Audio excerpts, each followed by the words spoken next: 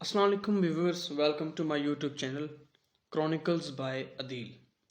Today our topic is History of United Nations.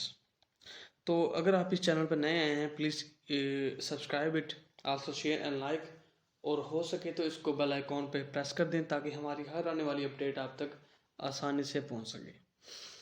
तो आज की वीडियो का मौजू है हिस्ट्री ऑफ यूनाइटेड नेशंस।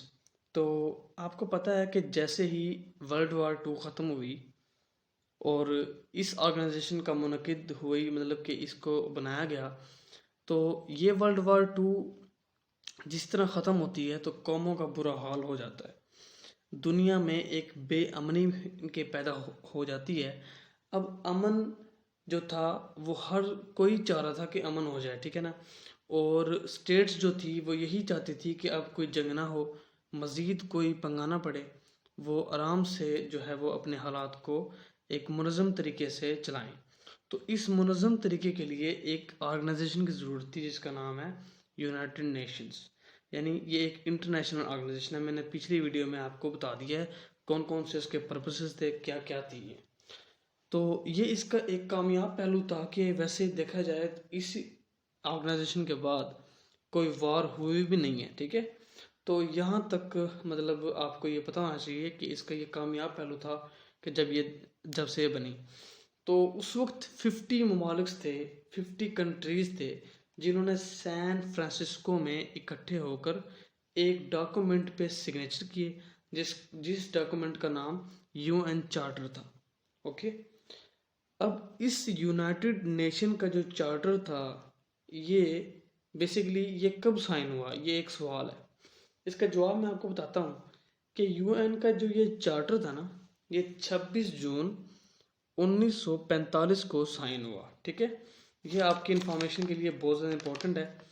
और this UN charter was signatured by China, France, SU, UK, US and majority of the other significants. यानी इसको उर्दू में देखें तो ये वाला जो यूएन का चार्टर था ना, ये चाइना से, फ्रांस से, यूएस से, एसयू से, ये इनसे सिग्नेचर हुआ।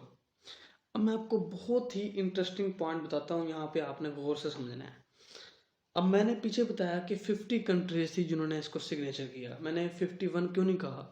देखा जाए ओरिजिनल जो मेंबर हैं वो हैं 51। मैंने पीछे 50 क्यों कहा? क्योंकि उस वक्त 50 ममालिक ने सिग्नेचर कर लिए थे, लेकिन एक कंट्री था जिसका नाम था पोलैंड। वो उस वक्त फौरी तौर पर नहीं आ सका था, उसने सिग्नेचर नहीं किए थे, लेकिन वो बाद में आके उसने सिग्नेचर किए। फिर जाके वो 51वां यानी 51th वो इनकी कंट्री हुआ। तो यहाँ से आके ये एक ऐसा पॉइंट है कि 51 टोटल जो है वो इनके मेंबर्स हैं यूएन के, 50 नहीं है। तो बेसिकली वो मैं वक्ती तौर पे बात की थी कि उस वक्त 50 ममालिक थे, यानी जब मैंने इनके 26 जून की बात की तो अब वो मेंबर इनके बन गया था, ठीक है। तो अब ये एक सवाल है यहाँ पे कि ऑफिशियली देखा जाए यूएन जो है वो कब मतलब कि बनी। यूएन का जो ऑफिशियली एक बेस है वो कब थी ऑफिशियली? वो थी 24 अक्टूबर 1945। ओके, जो मैं पीछे बता चुका हूँ 26 जून 1945 वो उसकी ऑफिशियली इनकी उस वक्त वो ऑफिशियली बनी नहीं थी, ठीक है। ऑफिशियली बनी है 24 अक्टूबर 1945 को। ये बहुत ही इंपॉर्टेंट पॉइंट्स हैं आपके लिए, ठीक है। तो अब इनकी दिलचस्प मालूमात देखते हैं कि यूएन का लोगो किसने डिज़ाइन किया। यूएन का लोगो ओलाइव लिंकोलन लुंडक्विस्ट ने इजाद किया, ठीक है। और जो इसका दूसरा एक सवाल है वो ये है कि यूएन की ऑफिशियली ज़ुबानें कौन कौन सी हैं। वो सुन लीजिए, English, Arabic, Chinese, French, Russian और स्पेनिश, ठीक है, यहाँ तक।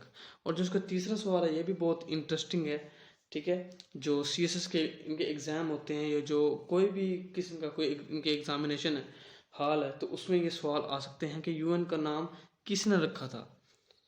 तो फ्रैंकलिन डी रोजवेल्ट ने यूएन का ऑफिशियली नाम रखा था, ठीक है। तो आज की वीडियो तक इतना ही है, इंशाल्लाह मिलते हैं नेक्स्ट वीडियो में। उस वक्त तक मुझको इजाज़त। इंशाल्लाह। अल्लाह हाफिज़।